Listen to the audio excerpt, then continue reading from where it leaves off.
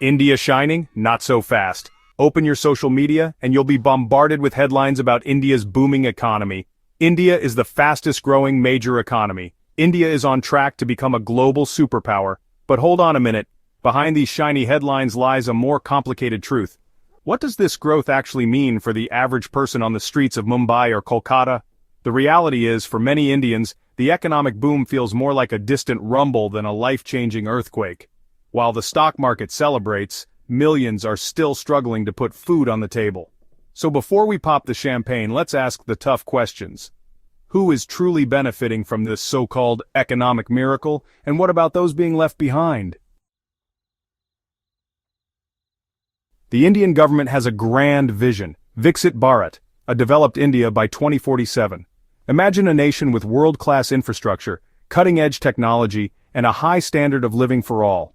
It's a tantalizing dream, one that fuels countless political speeches and policy initiatives.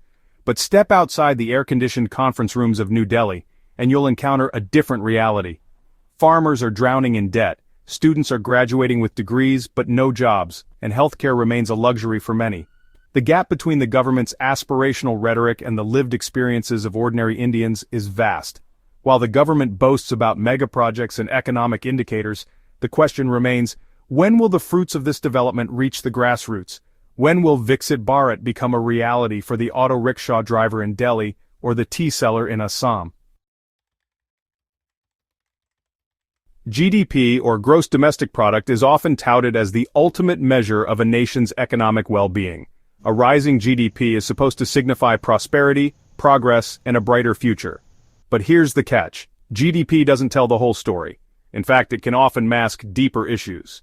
Imagine a giant cake being baked. GDP only measures the size of the cake, not how it's sliced and distributed. So, while the cake might be getting bigger, a select few might be gobbling up the lion's share, leaving only crumbs for the rest. This is precisely the problem with India's GDP growth story. It's time to move beyond the simplistic narrative of GDP growth and delve deeper into the uncomfortable truth about wealth distribution and economic equality in India. Because ultimately, a nation's success should be judged not by the wealth it accumulates, but by how that wealth is shared among its people. India and China, the two Asian giants, embarked on their economic journeys around the same time in the 1960s. Both were grappling with poverty, overpopulation, and underdevelopment. Yet their paths diverged dramatically. China embraced a model of state-controlled capitalism, while India adopted a more mixed approach. Fast forward to today, and the results are stark. China has witnessed an unprecedented economic transformation, lifting millions out of poverty and becoming a global economic powerhouse. India, while making significant strides, still lags behind in terms of GDP growth, per capita income, and overall development. What accounts for this difference? Some argue that China's authoritarian model allowed for faster decision-making and implementation of economic reforms. Others point to India's democratic system, which, while messy and complex, fosters greater accountability and inclusivity. Regardless of the reasons, the comparison with China highlights the challenges and opportunities that lie ahead for India. Section 5. The 1% versus the 99%. A stark divide. India is a land of stark contrasts. Opulence and poverty coexist in an uneasy embrace. While billionaires build lavish skyscrapers, millions live in abject poverty, lacking access to basic necessities like clean water and sanitation. This extreme income inequality is perhaps the most glaring problem plaguing India's economic growth story. Statistics paint a grim picture. The richest 1% of Indians own more than 40% of the country's wealth, while the bottom 50% own a meager 3%. This concentration of wealth at the top has created a system where the rich get richer and the poor are left further behind. This economic disparity isn't just morally wrong, it's also economically unsustainable. When a large segment of the population is deprived of basic needs and opportunities, it stifles overall economic growth and creates social unrest. Let's face it, when we talk about India's economic progress, we often focus on the shining examples of success. The booming IT sector, the burgeoning middle class, the billion-dollar startups. But there's another India, one that exists beyond the glitz and glamour of the metropolises. This other India is home to the majority of the population, those who toil away in the informal sector living on the margins of society. Their reality is far removed from the rosy picture painted by economic indicators. In fact, if you exclude the top 10% of earners, the average Indian is financially worse off than their counterparts in Sub-Saharan Africa. This stark reality exposes the limitations of using GDP as the sole measure of economic progress. While GDP might be rising, it's not trickling down to those who need it most. To truly understand India's economic situation, we need to look beyond the aggregate figures and examine the lived experiences of those at the bottom of the pyramid. So, if GDP is a flawed measure of economic well-being, what's the alternative? One option is to look at GNI, or Gross National Income, which takes into account net income earned by residents from overseas investments.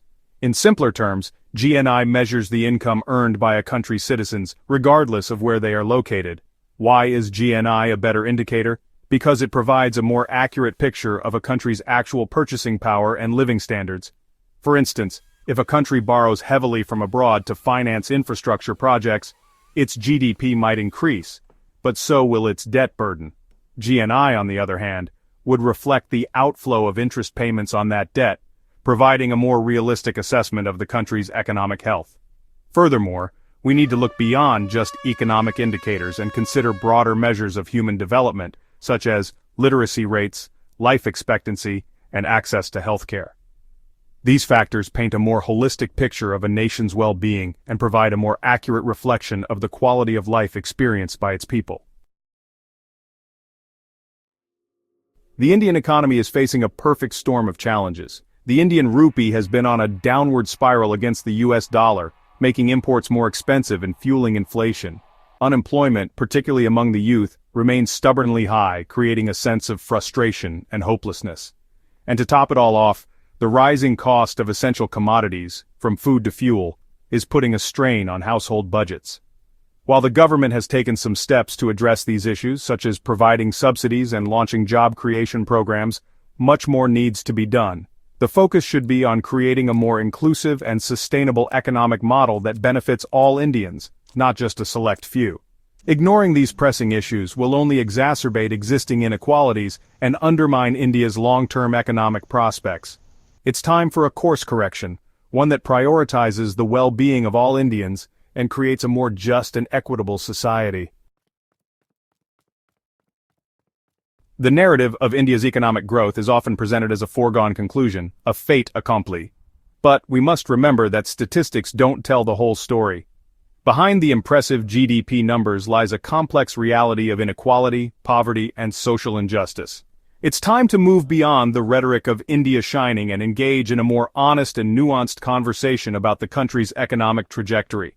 We need to demand more than just GDP growth. We need to demand real progress, the kind that uplifts the lives of all Indians, not just a privileged few. This requires a multi-pronged approach, one that focuses on investing in education, healthcare, and social safety nets, promoting entrepreneurship and innovation, and creating a more equitable distribution of wealth. It's a long and arduous journey, but one that we must undertake if we want to create a truly Viksit Bharat, a developed India that lives up to its promise of equality, opportunity, and prosperity for all.